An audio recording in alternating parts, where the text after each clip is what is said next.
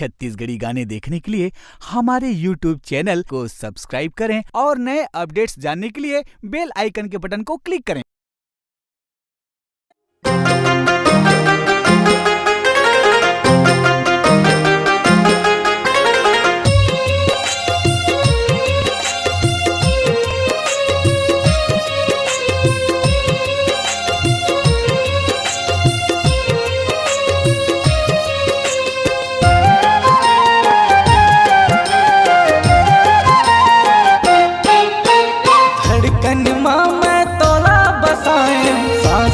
रखे जतन के रे और देहता माया के बंधना संगी मोर बचपन के रे धड़कन माँ मैं तोला बसाए सांस में रखे जतन के रे और देहता माया के बंधना संगी मोर बचपन के रे संग जिए संग मरे के वादा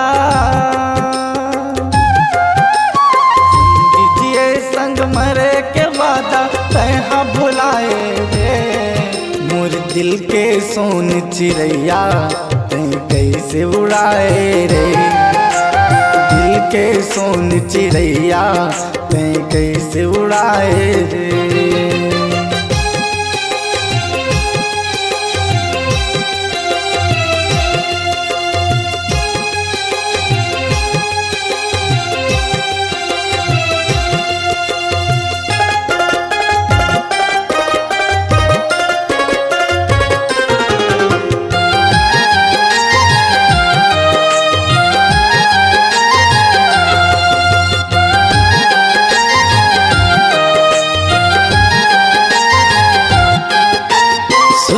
सूद के चले झकोरा डोली मन जैसे पतवार हृदय मोरे सूल उठत है नैना टाटे बन चकवा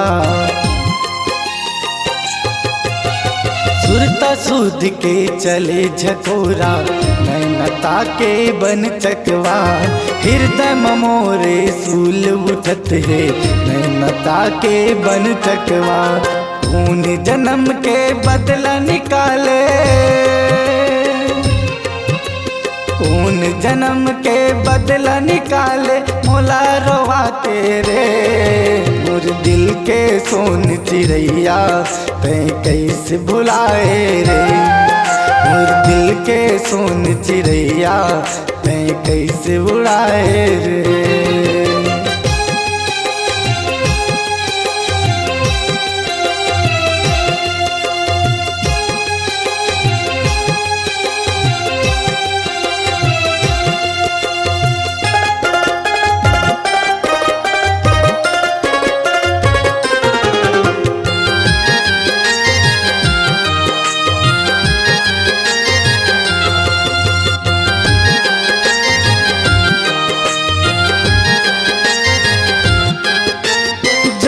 से ज्यादा मोर सीमा तोर मायाला मान रहे छोड़ के दुनिया लए निर्मोही दिल के रानी जान रहे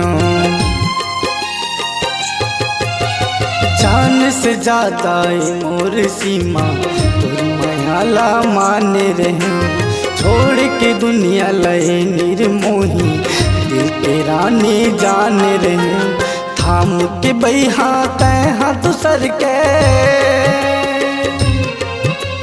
थाम के बैहा तैहा दूसर के मोला जलाए रे मोर दिल के सोन चिड़ैया तैं कैसे उड़ाए रे मोर दिल के सोन चिड़ैया तैं कैसे उड़ाए रे धड़कन माँ मैं तोला बसाए सांस में रखे जतन के रे और देहता माया के बंधना संगी मोर बचपन के रे धड़कन माँ मैं तोला बसाए सांस में रखे जतन के रे और देहता माया के बंधना संगी मोर बचपन के रे संग जिए संग मरे के वादा